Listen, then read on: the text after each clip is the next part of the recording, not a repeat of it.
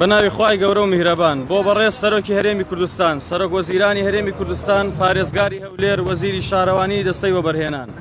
پێشتر داوامان کردبوو بە دواتاچوون بکرێت لەسەر پرۆژەی لە بیرکراوی شاری هەولێر پرۆژەی ئینگلیش تاوەر لە شاری سەروەری و شاری یاسا و شاری وەبەرهێنان کە نزیکەی 5 ساڵ تێپەڕ بووە و تا ئێستا تەواو نەکراوە و کاری لەسەر ناکرێت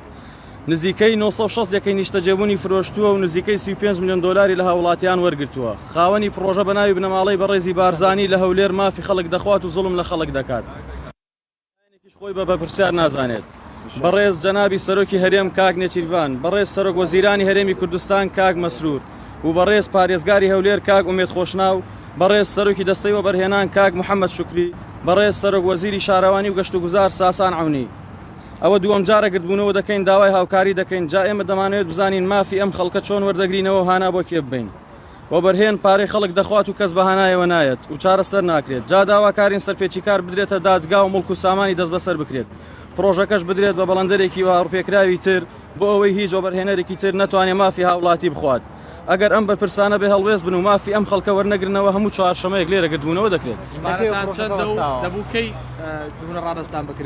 پرۆژەکە بەخۆی تقریبان ساڵ 2 ساڵ و نیوەک زیاتر تێپەڕێەوە بۆ ماوەی ڕادستکردنە بەسەر ڕادستکردنێت ژمارەمان زۆرن وڵات تقریبی لەوانێت لە 150 مستەسمە زیاتر بەسەر هاتووە چەندی تەواو کرایە چەندی مایە قوربانگیان ئەو پرۆژەیە هەتا ئێستا هەیکەلیشی تەواو نەکراوە 35 میلیۆن دلاران لە خەڵک وەرگرتووە 35 میلیۆن دلاران لە خەڵک وەرگرتووە باشە پرسیارێک ئەو کەسە چیە کە دەڵێ بەناوی بنەماڵەی بارزانی پارەی لە خەڵکی خواردی وەکو ڕوونکردنەوەک باوەشتان پێ بڵێم یەکەم بەڕێوەبەری جێبەجێکار بەناوی مخلص بارزانی شەریکەی MCT و دواتر دووەم بەڕێوەبەری جێبەجێکار بەناوی شەریکەی لایف بالانس بەناوی شەهرام بەڵگەمان پێیە کە هەردووکیان دەڵێن خاوەنی پرۆژەکە کەسێکە بەناوی شێخ بارزان و هەتا ئێستا ژێمە هانا بۆ هەرکێبەی نە شێخ بارزانمان بینیوە نە کەسێکی ناڵم ئەو دوو شەریکەیەواڵن ئەوە دووهەم جارمانە قوربانگیان پارەکان تقریبی لە حدودی 30 میلیۆن دلار بە 35 میلیۆن دلار کەمترین کەس حدودی 200,000 دلار لە زۆنی زێڕی هەولێرە لە ناو قەریە ئینگلیزیە کەسانی بیانیش کڕیوانە بەڵێ پرۆژەکە ئێستا تقریبان چەند تابقێکی ماوە هیکەل تەواو بکرێت دواتر فنیشینگە دواتر هەندێک مەوازعی کەی هەیە بڕیار بۆ ساڵی پار بچنە ناوی ئیسلام بکرێت بەخۆی لە 2021ەوە دەست پێکراوە و 5 ساڵە 4 ساڵ 5 ساڵە بێت ئەم سەر و سەرەکە وڵات ئەکۆڵینەوە بە قوربان ئێمەش لە دوای هەموو لێکۆڵینەوەکان نەگەشتوینێتە ئەنجام گەشتونێتە ئەم حەدە ئێستاکە کۆبینەوە گردبینەوە ئانای خۆمان بۆ لەهۆن ساڵ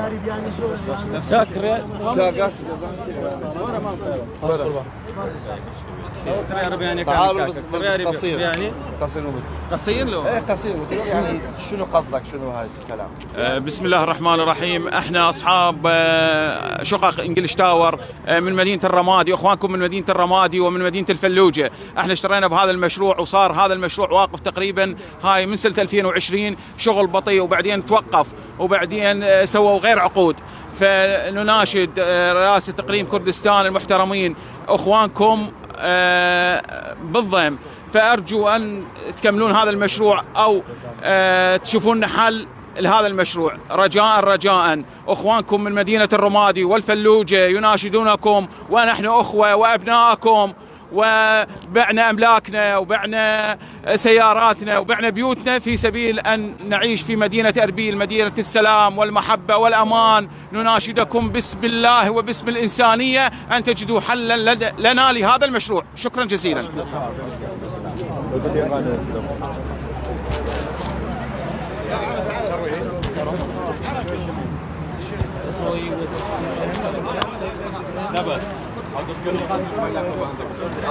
بینەرانی دەستگای ستاندەر ئەو دیمەنانەی بینیتان بەردەم ئەنجومەنی وەزیرانی حکوومەتی هەرێمی کوردستانە کە ژمارەیەک لە خاوەن پرۆژە یان خاوەن شوقە کە پرۆژەکانیان تەواو نەکراوە لە بە دیاریکراوی لە پرۆژەی ئینگلیش تاوەر و باس لەوە دەکەن چەند جارێک داوایان کردووە کە مافیان پێ بدرێت بەڵام مافەکانیان زەوت کرا و مافیان هەتاوەکو ئێستا پێ نەدراوە. سڵاو لێبێت کێشەتان چییە و بۆچی گربوونەتەوە؟ برام ئەوە لە 2020 ئەویش على ئەساس تەواو دەبی حتا ئەسی شەکەرایان گرتی شەنشیان نەکردیە يعني قبل 2023 أو 2021 بو على أساس هيكل خلاص بي حتى أسيس شيء نكذوا أما هم خاني خمر ما فرشتوا هات ما نيرا ما خمر خدش فلوجينا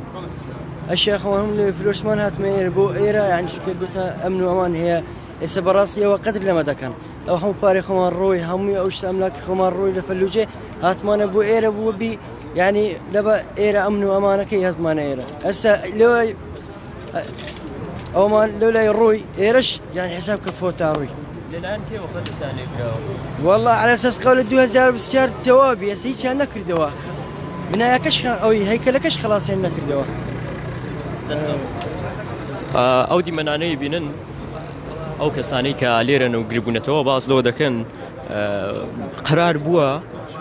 پرۆژەکەیان لە ساڵی 2020 یان کەمتریش لەو مودەتە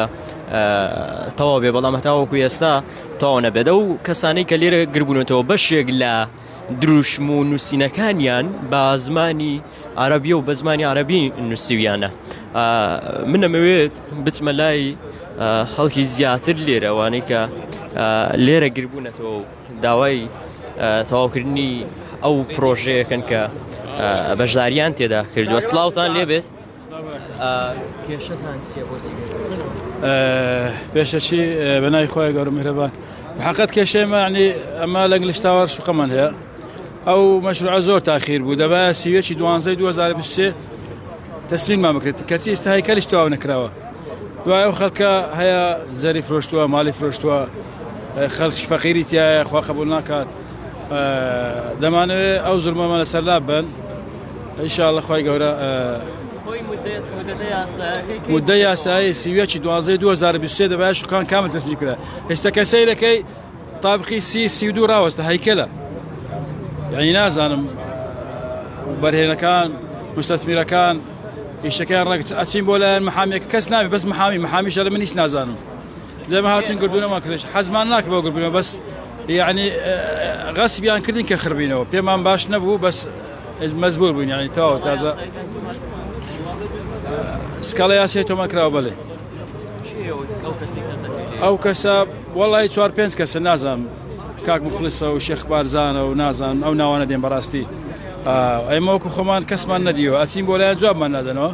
ناصار مكيما قو قربونو بكين بيامك بقين با سرك وزيران و زەماعەتی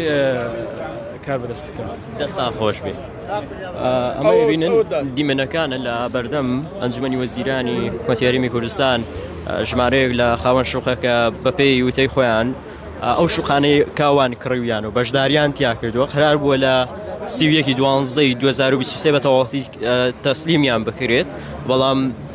لە ئێستا داوان سەیرەکەن لە تابقی 30 بۆ 31ەوە ئیشکردن وەستا و تەنها هەیکەلە ئەوان داواکەن کە شوقەکانیان تەسلیم بکرێت کارەکانیان بۆ ڕایی بکرێت بەشێک لەو کەسانەی کە شوقیان کڕیوە لە خوار و ناوەڕاستی عێراقەوە هاتوونە لە شارەکانی فەلوجە و ناسریە و هەموو شارانەوە هاتوونە و لێرە شوقیان کڕیوان باس لەوە دەکەن ئێمە لە لەوێ خان و ماڵ و حاڵی خۆیان فرۆشتووە و بۆی بێنە ئێرە و لێرە پێوتەی خۆیانەوان وتویانە لێرە ئەمن و ئەمان هەیە بۆیە هاتوونە تێرە و شوقیان کڕیەوە بەڵام ئێستا شوقەکانیان